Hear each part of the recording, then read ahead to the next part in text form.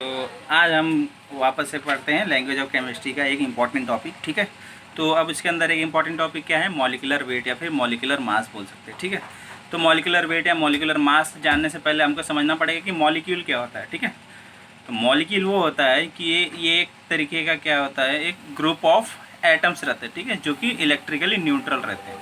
तो it is a electrically neutral group of atom combined together with the chemical bond. मतलब क्या, for example like हमारे पास यहाँ पे देखो नंबर ऑफ़ एलिमेंट्स हैं। ठीक है, बट मॉलिक्यूल क्या होगा, जैसे ऑक्सीजन है तो ऑक्सीजन का स्टेबल स्टेट अगर उसका देखा जाए तो O2 होता है।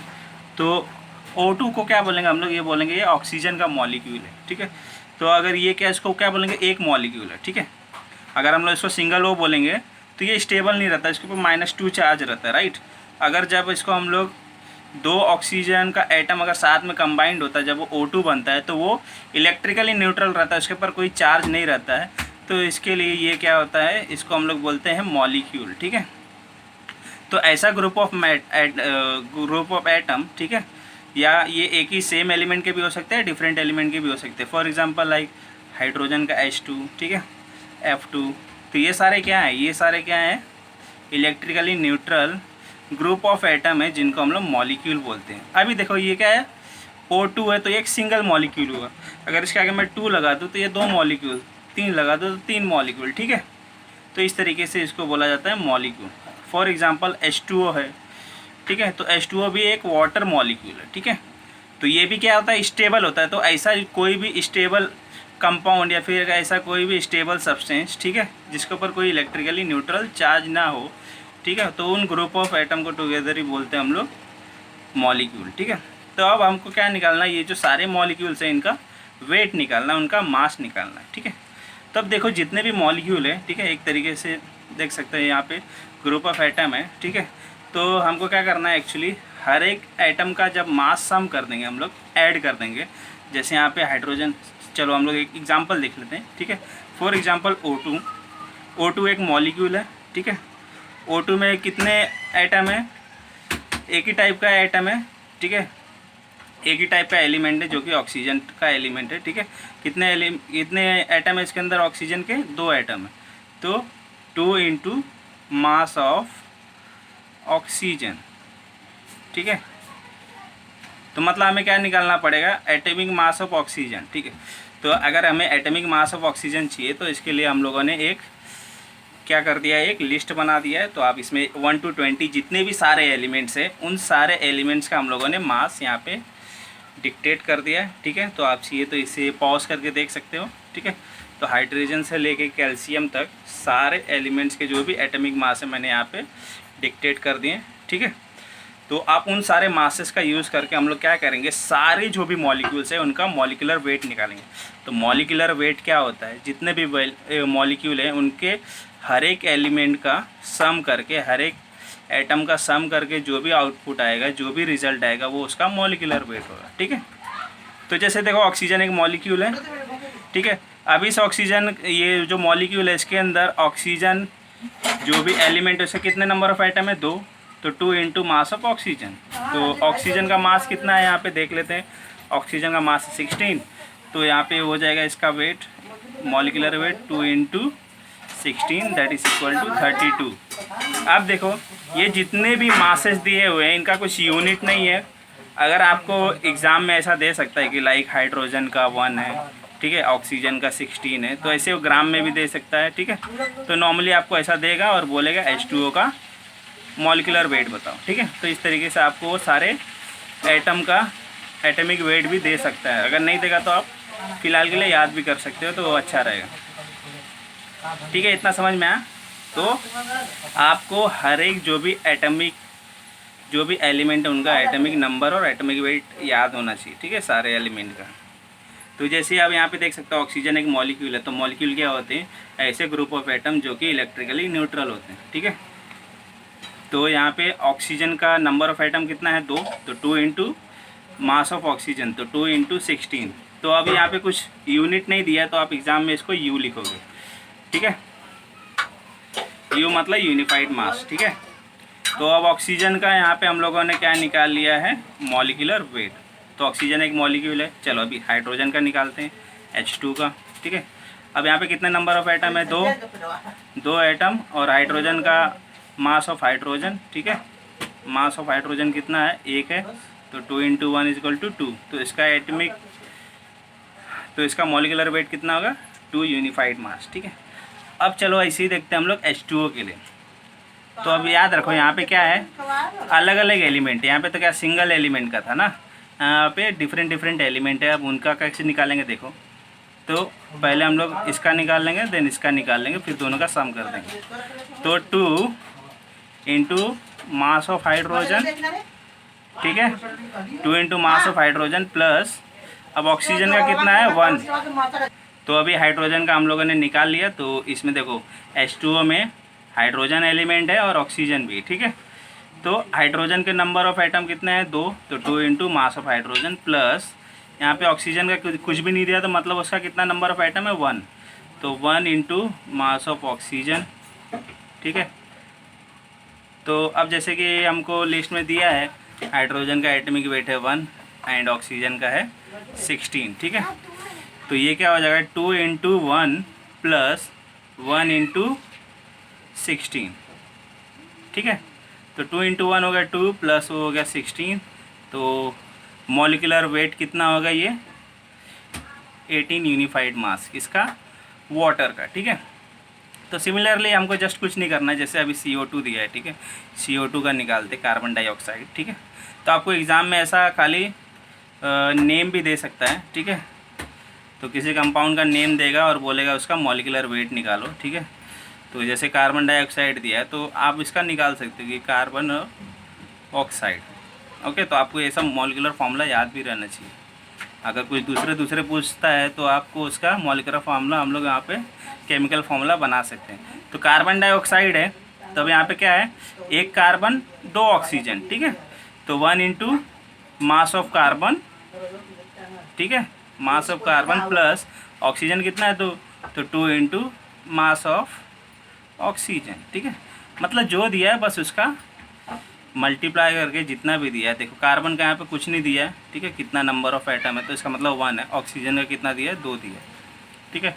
तो 1 × मास ऑफ कार्बन, ठीक है। तो मास ऑफ कार्बन कितना है, कार्बन का मास कितना है, 12, ठीक है। तो कार्बन का मास है 1 × 12 प्लस इसका मास कितना, ऑक्सीजन का 16, ठीक है।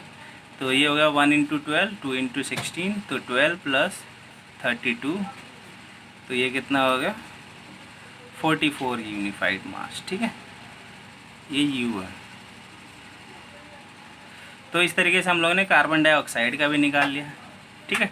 तो मतलब सिंपली कुछ जैसा हम लोग को केमिकल फार्मूला में पता है कि नंबर ऑफ हाइड्रोजन एटम कितने हैं, 2, तो 2 × mass of hydrogen atom. Oxygen के नंबर ऑफ एटम कितने हैं, 1, तो 1 × मास ऑफ ऑक्सीजन। मतलब जितने भी अलग अलग एलिमेंट और उनका जितना नंबर ऑफ एटम है, उनको क्या करना है, वहाँ पे इंटू करके, जितना नंबर ऑफ एटम है पर्टिकुलर एलिमेंट का, उनका इंटू करके उनके मास के साथ बाकी सारे एलिमेंट के साथ ऐड कर देना है, ठीक है। तो सारे अलग अलग एलिमेंट के जितने भी नंबर ऑफ एटम है उनका मास निकाल के सारे अलग अलग एलिमेंट का मास को ऐड कर देना है, ठीक है। वैसे ही देखो हमारे पास यहाँ पे 2 एलिमेंट था, कार्बन और ऑक्सीजन। तो कार्बन का नंबर ऑफ एटम है 1 × मास ऑफ कार्बन, ऑक्सीजन का नंबर ऑफ एटम है 2, तो प्लस 2 × मास ऑफ ऑक्सीजन। तो इस तरीके से हम लोग इसको ईजिली सॉल्व कर सकते हैं। तो चलो और एक एग्जाम्पल देख लेते हैं। तो यहाँ पे देखो आपको एग्जाम में पूछेगा और बोलेगा find out the molecular mass of the ammonia, ठीक है। तो आपको पहले क्या पता रहना चाहिए, अमोनिया का केमिकल फॉर्मूला क्या होता है, NH3 होता है, ठीक है। तो अब यहाँ पे देखो कितने एलिमेंट है, 2 है, नाइट्रोजन और हाइड्रोजन एलिमेंट है, ठीक है। अलग अलग कितने एलिमेंट है, 2। अब नाइट्रोजन के नंबर ऑफ एटम कितने हैं, 1 है, ठीक है।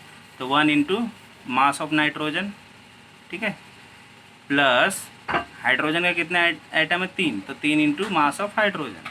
बस सिंपल यही करना है, ठीक है। तो मास ऑफ नाइट्रोजन कितना है यहाँ पे देख लेते हैं। Mass of nitrogen is 14, okay. तो मास ऑफ नाइट्रोजन कितना है, 14 दिया है। तो 14 प्लस 3 × मास ऑफ हाइड्रोजन कितना है, 1, तो 3 × 1, तो ये क्या होगा, 14 प्लस 3, ये होगा 17, ठीक है। ये हो गया 17, ठीक है। तो 17 हो गया अमोनिया का यूनिफाइड वेट, ठीक है। चलो वैसे देखते हैं सल्फर डाइऑक्साइड का। सल्फर डाइऑक्साइड का मॉलिक्यूलर फार्मूला होता है SO2, ठीक है, केमिकल फार्मूला।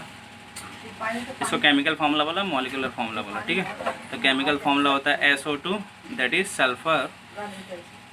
तो यहाँ पे कितना दिया है, 2 एलिमेंट है सल्फर और ऑक्सीजन, तो 1 इंटू मास ऑफ सल्फर, क्योंकि सल्फर का एक आइटम है, ठीक है, mass of sulphur plus 2 into mass of oxygen, ठीक है। तो ये एक्चुअली क्या है, ये एटॉमिक मास है, ठीक है, एटॉमिक वेट बोलो, एटॉमिक मास बोलो। तो 1 इंटू मास ऑफ सल्फर, तो सल्फर का मास देख लेते हैं कितना है, 32, ठीक है। तो 1 इंटू 32 प्लस 2 इंटू ऑक्सीजन का होता है 16, तो हो जाएगा 32 plus 32 that is equal to 64 unified mass, ठीक है। तो ये किसका मास हो गया, सल्फर डाइऑक्साइड का। वैसे हम लोग निकाल लेते हैं मीथेन के लिए, ठीक है। मीथेन के लिए क्या हो जाएगा, CH4। मीथेन का केमिकल फॉर्मूला क्या होता है, CH4, आपको क्लियरली दिखाता हूँ, ठीक है। CH4 तो मतलब एक कार्बन 4 हाइड्रोजन, तो मास ऑफ कार्बन, तो एक कार्बन है ना, तो 1 into mass of carbon plus 4 into mass of hydrogen, ठीक है। बहुत ही सिंपल है कि हर एक एलिमेंट का कितना है, कितना नंबर ऑफ एटम है इंटू उसका मास कर दो, ये कितना नंबर ऑफ एटम है इंटू उसका मास कर दो और सबको ऐड कर दो, ठीक है। तो कार्बन कितना है 12 प्लस हाइड्रोजन है 1, तो ये कितना हो जाएगा 16 यूनिफाइड मास। तो यूनिट क्या लिखोगे, U, ठीक है, यूनिफाइड मास। अगर कुछ नहीं दिया, अगर आपको ऐसा यूनिट दिया है कि भैया यहाँ पे हाइड्रोजन है 1 ग्राम का, कार्बन है 12 ग्राम का, तो ये हो जाएगा हमारा 16 ग्राम, ठीक है, इस तरीके से। तो एक और कुछ कॉम्प्लिकेटेड फॉर्मूला लेते हैं हम लोग, ठीक है, ठीक है। तो फिर एक और मैं कंपाउंड आपको लिख के देता हूँ, एक और सब्सटेंस, तो उसका आप केमिकल फार्मूला निकाल लेना एज अ होमवर्क, ठीक है। तो मैं बहुत सारे लिख देता हूँ, ठीक है। तो आप चाहे तो इन सारे जो भी मैंने सब्सटेंस के नाम लिखे, आप इसका मॉलिक्यूलर वेट निकाल सकते हैं, ठीक है। तो अब आगे हम लोग पढ़ते हैं दूसरा नया कॉन्सेप्ट। तो अगला टॉपिक हम पढ़ने जा रहे हैं परसेंटेज कंपोजिशन। मतलब कि जैसे कोई भी कंपाउंड दिया है, फॉर एग्जांपल लाइक हमारे पास कार्बन डाइऑक्साइड है, ठीक है। तो अब इस कार्बन डाइऑक्साइड में कार्बन का कितना मतलब कि परसेंटेज है एंड ऑक्सीजन का कितना परसेंटेज बाय ओवरऑल मास, ठीक है। मतलब कि जैसे इसका कुछ तो मास होगा, लेट से कंसीडर 100, ठीक है। तो इस 100 टोटल ग्राम में कार्बन कितना परसेंट अपना देता है और ऑक्सीजन का कितना परसेंट जाता है, ठीक है। तो इसको हम लोग एग्जाम्पल से एक्सप्लेन करते हैं, ठीक है। तो मतलब जितने भी नंबर ऑफ एलिमेंट है, ठीक है, जितने भी एलिमेंट है, हर एक एलिमेंट का परसेंटेज निकालना according to the total weight, ठीक है। तो टोटल वेट के अकॉर्डिंगली हर एक एलिमेंट का कितना उसके अंदर परसेंटेज है, ठीक है, उसके अकॉर्डिंग टू वेट, ठीक है। तो इसका बेस्ट एग्जांपल ले सकते हैं, जैसे कि हमारा बॉडी है, तो हमारे बॉडी में सर होता है, देन इसके बाद ये बॉडी होती है, देन हैंड्स होते हैं, देन लेग्स होते हैं, ठीक है। तो अभी जैसे हमारे बॉडी का वेट है लेट से 40, तो अभी पूरे 40 kg में हमारे हाथ का कितना परसेंट वेट है हमारे पूरे बॉडी के कंपैरिजन में, ठीक है, हमारे पैर का कितना वेट है। तो इस तरीके से हम लोग क्या निकालते हैं, परसेंटेज कंपोजिशन। तो उसी तरीके से जो ओवरऑल वेट है कार्बन डाइऑक्साइड का, उसमें कार्बन का कितना परसेंट वेट है एंड ऑक्सीजन का कितना परसेंट वेट है, इसी को बोलते हैं परसेंटेज कंपोजिशन, ठीक है। तो हर एक एलिमेंट का कितना परसेंटेज वेट है, ठीक है, उसका कितना योगदान है उसके टोटल वेट में। तो इसको हम लोग सॉल्व कर लेते हैं। तो कार्बन डाइऑक्साइड का कितना होगा मॉलिक्यूलर वेट, तो कार्बन डाइऑक्साइड का मॉलिक्यूलर वेट क्या होगा, 1 इंटू मास ऑफ कार्बन, ठीक है, 1 into mass of carbon plus oxygen कितना है, तो 2 इंटू मास ऑफ ऑक्सीजन, ठीक है। तो इससे हमको क्या मिलेगा, टोटल वेट, ठीक है। तो टोटल मॉलिक्यूलर वेट मिलेगा पूरे कार्बन डाइऑक्साइड। तो कार्बन का कितना होता है 1 इंटू 12 प्लस 2 इंटू 16 कितना होता है ऑक्सीजन का ठीक है। तो ये टोटल वेट कितना हो जाएगा 12 + 32 दैट इज इक्वल टू 44, ठीक है। तो कार्बन डाइऑक्साइड का ओवरऑल मोलिकुलर वेट कितना होगा 44। अब हमको क्या निकालना है, परसेंटेज कंपोजिशन, मतलब हर एक एलिमेंट का उसका कितना कंपोजिशन है, ठीक है, उसका कितना परसेंटेज उसमें इन्वॉल्व है। तो परसेंटेज ऑफ कार्बन, तो पहले क्या निकाल रहे हैं हम लोग, परसेंटेज ऑफ कार्बन। तो अब देखो इसमें कितने नंबर ऑफ कार्बन एटम है, इस पूरे मॉलिक्यूल में कितने नंबर ऑफ कार्बन एटम है। तो इसको कैसे निकालेंगे, मास ऑफ कार्बन, ठीक है, upon total mass of molecule, ठीक है। तो इसका फॉर्मूला क्या होता है, मास ऑफ एलिमेंट,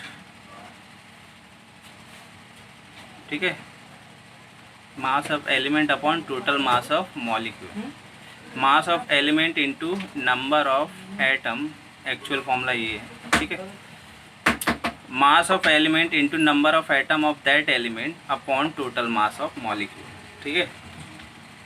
कैसे समझेंगे इसको, मास ऑफ एलिमेंट तो मतलब कार्बन का कितना मास है 12 है, into number of carbon atom कितने हैं उसमें, ठीक है, नंबर ऑफ कार्बन एटम कितने हैं 1, अपॉन टोटल वेट कितना है उसका 44 इनटू 100, ठीक है, इनटू क्या होगा 100, तो 12/44 इंटू 100। तो आप जब इसको सॉल्व करोगे तो इससे आपको मिल जाएगा परसेंटेज ऑफ कार्बन, ठीक है। तो परसेंटेज ऑफ कार्बन कितना हो जाएगा, इसको करते हैं सॉल्व, ये हो जाएगा 22, ये हो जाएगा 6, ये हो जाएगा 11, ये हो जाएगा 3, ठीक है, ये हो जाएगा 11, 9 सा ऑलमोस्ट ले रहा हूँ 9 point, you can take 9 point something, तो 3 × 9 कितना हो जाएगा 27, ओके। तो इसका परसेंटेज ऑफ कार्बन कितना है 27 है, मैंने जस्ट अप्रोक्सीमेट लिया, आप लोग इसको प्रॉपरली सॉल्व करो। देन उसके बाद पूछा है दूसरा कंपोजिशन, अगर आपको कंपोजिशन बोला है तो आपको हर एक एलिमेंट का आपको परसेंटेज निकालना पड़ेगा, ठीक है। तो जैसे परसेंटेज ऑफ कार्बन एलिमेंट निकाल लिए, तो परसेंटेज ऑफ ऑक्सीजन भी निकालना पड़ेगा। तो परसेंटेज ऑफ ऑक्सीजन क्या हो जाएगा, अगेन फॉर्मूला क्या होता है, मास ऑफ एलिमेंट, ठीक है, mass of element into number of atom, ठीक है, अपॉन टोटल मॉलिक्यूलर वेट, ठीक है, इंटू 100। समझ में आया। तो मास ऑफ एलिमेंट, तो यहाँ पे हमारा कौन सा एलिमेंट है ऑक्सीजन, ऑक्सीजन का मास कितना होता है 16 इंटू, अभी इस मॉलिक्यूल में ऑक्सीजन के नंबर ऑफ एटम कितने हैं 2, तो नंबर ऑफ एटम हो गया 2, अपॉन टोटल मॉलिक्यूलर वेट कितना है 44, हो गया 44 इंटू 100, ठीक है। तो एक तो ये तरीका था। दूसरा तरीका क्या, अगर हमारे पास इसमें कितने एलिमेंट है 2 है, अगर एक एलिमेंट का हम लोग ने परसेंट ऑफ वो एलिमेंट का कंपोजिशन निकाल लिया, तो हम लोग दूसरे एलिमेंट का डायरेक्टली क्या कर सकते हैं, तो percentage of oxygen is equal to, ये दूसरा तरीका है, ये यहाँ पे से यहाँ से ये दूसरा तरीका है, सेकंड मेथड। अगर आपके पास 2 ही एलिमेंट है, ठीक है, उस पूरे मॉलिक्यूल में कार्बन और ऑक्सीजन मतलब 2 ही एलिमेंट है, अगर आपने एक एलिमेंट का परसेंटेज निकाल लिया है तो दूसरे एलिमेंट का कैसे करोगे, directly 100 minus percentage of carbon, ठीक है। तो 100 माइनस 27 कर दो, आपको डायरेक्टली मिल जाएगा, इसका आंसर इज 73, ठीक है। तो 73%। तो ऑक्सीजन का कितना इन्वॉल्वमेंट है बाय वेट, तो ऑक्सीजन का, कार्बन डाइऑक्साइड में ऑक्सीजन का वेट है 73%, कार्बन का वेट है 23%, ठीक है। समझ में आया। तो इस तरीके से आप बाकी भी सारे का निकाल सकते हैं। तो मैं आपको एक और बताता हूँ, ठीक है। तो हम यहाँ पे एक और मॉलिक्यूल लेते हैं, उसका मॉलिक्यूलर वेट निकालते हैं, ठीक है। तो इसका परसेंटेज कंपोजिशन निकालना, आपको एग्ज़ाम में क्या देगा, बोलेगा भैया आप एक काम करो परसेंटेज कंपोजिशन बताओ, कंपोजिशन ऑफ मीथेन, ठीक है। तो आपको सबसे पहले क्या करना है, मीथेन का केमिकल फॉर्मूला लिखें, तो इसका पहले मॉलिक्यूलर वेट निकालना। तो मॉलिक्यूलर वेट हमको पता है यहाँ पे कितने एलिमेंट है, 2 एलिमेंट है, कार्बन और हाइड्रोजन, ठीक है। Number of atom of carbon 1, hydrogen का 4। तो यहाँ पे क्या हो जाएगा, 1 इंटू मास ऑफ कार्बन, ठीक है, plus 4 into mass of hydrogen, ठीक है। तो 1 into mass of carbon, carbon का मास होता है 12, plus 4 into mass of hydrogen इस 1, ठीक है। तो हो गया 12 प्लस 4, ये हो गया 16। तो मॉलिक्यूलर वेट कितना हो गया मीथेन का, 16। तो अब निकालते हैं परसेंटेज कंपोजिशन। तो परसेंटेज ऑफ, पहले क्या निकाल लेते हैं, कार्बन का, देन हाइड्रोजन। तो परसेंटेज कंपोजिशन मतलब क्या, आपको हर एक एलिमेंट का उसमें परसेंटेज निकालना है। तो पहले हम लोग कार्बन एलिमेंट का परसेंटेज निकाल लेते हैं। अगेन फॉर्मूला याद रखना बहुत ज़रूरी है। क्या है formula, mass of element, atomic mass, ठीक है, atomic mass of element into number of atom, ठीक है, अपॉन टोटल मॉलिक्यूलर वेट बोला है, मॉलिक्यूलर वेट बोला, ठीक है, मॉलिक्यूलर वेट इनटू 100, ठीक है। तो एटॉमिक मास कितना है कार्बन का, 12, इनटू नंबर ऑफ एटम कितने हैं यहाँ पे 1, अपॉन टोटल मॉलिक्यूलर वेट कितना है 16, ठीक है, इंटू 100, ठीक है। तो यहाँ पे इंटू 100 है, तो ये क्या हो जाएगा 12/16 इंटू 100। तो ये क्या हो जाएगा 4 4 जा 4 3 जा, तो ये हो गया 3/4 इंटू 100, ठीक है। कितना समझ में आया। तो 3/4 मतलब क्या, 0.75 इंटू 100, दैट इज 75%। तो कार्बन का वेट कितना है पूरे मीथेन मॉलिक्यूल में, कार्बन का वेट 75%। तो उसका कंपोजिशन कितना है, उसका सहयोग कितना है 75%, ठीक है। तो अब वैसे परसेंटेज ऑफ हाइड्रोजन निकालना है, ठीक है। तो परसेंटेज ऑफ हाइड्रोजन हम लोग इस तरीके से फॉर्मूले से भी निकाल सकते हैं। दूसरा तरीका, अब हमारे पास यहाँ पे 2 ही एलिमेंट है, कार्बन और हाइड्रोजन। कार्बन का निकाल लिया तो हाइड्रोजन का क्या हो जाएगा 100 माइनस, ये सेकेंड मेथड है, ठीक है। तो 100 माइनस मास ऑफ कार्बन, ठीक है, percentage of carbon not mass of, percentage of carbon, ठीक है। तो 100 माइनस 75, तो ये कितना हो जाएगा 25%, ठीक है। इतना समझ में आया, इजी था, ओके। तो अब इसके बाद एक और आखिरी कर लेते हैं हम लोग, ठीक है। तो अब हम लोग क्या करने जा रहे हैं, परसेंटेज कंपोजिशन ऑफ ग्लूकोज करने जा रहे हैं, ठीक है। तो आपको सबसे पहले एग्ज़ाम में ये समझना पड़ेगा कि ग्लूकोज का केमिकल फार्मूला क्या होगा। तो ग्लूकोज का केमिकल फार्मूला होता है C6H12O6, ठीक है। तो ये होता है उसका केमिकल फार्मूला, ठीक है। अब उसके बाद हमारा वही पुराना फंडा, पहले क्या करोगे, ये जो भी केमिकल फार्मूला है तो इसका पहले क्या करोगे, मॉलिक्यूलर वेट निकालोगे, ठीक है। तो मॉलिक्यूलर मास ऑफ ग्लूकोज क्या हो जाएगा। तो इसमें देखो क्या क्या है, पहले 6 हाइड्रोजन, 6 कार्बन, 12 हाइड्रोजन, 6 ऑक्सीजन, ठीक है। तो हमारे पास कितने एलिमेंट है, 3 एलिमेंट है। तो तीनों एलिमेंट का मास निकाल के उसमें ऐड करना पड़ेगा with the number of atom. तो 6 कार्बन, तो 6 into mass of carbon plus 12 hydrogen, 12 into mass of hydrogen plus 6 into mass of oxygen, ठीक है। तो 6 इंटू मास ऑफ कार्बन कितना होता है 12, plus 12 into mass of hydrogen कितना होता है 1, plus 6 into mass of oxygen कितना 16। तो ऐड कर दो 72 प्लस 12 प्लस 96, ओके। सो 6 2 8 2 10 0 1 10 11 7 18, तो 180 U। तो इसका कितना मास होता है 180 होता है, किसका, मॉलिक्यूलर मास ऑफ ग्लूकोज। तो आपको ये भी पूछ देगा कि निकालो molecular mass of glucose, okay. तो इसमें आएगा 180। अब चलो निकालते हैं परसेंटेज कंपोजिशन। तो परसेंटेज कंपोजिशन में हमें देखना पड़ेगा कितने नंबर ऑफ एलिमेंट है, 3 एलिमेंट है, तो पहले percentage of carbon, then percentage of hydrogen, then percentage of oxygen निकालो, सिंपल। तो परसेंटेज ऑफ कार्बन कितना हो जाएगा, परसेंटेज ऑफ कार्बन क्या हो जाएगा, सबसे पहले इसको फॉर्मुलेट करना पड़ेगा क्योंकि हमारे पास तीनों अननोन है, ठीक है। अगर 2 नोन रहता तो एक का निकालना रहता तो हम लोग उसमें से 100 में से 2 को सब्ट्रैक्ट कर देते तो तीसरा मिल जाता, ठीक है।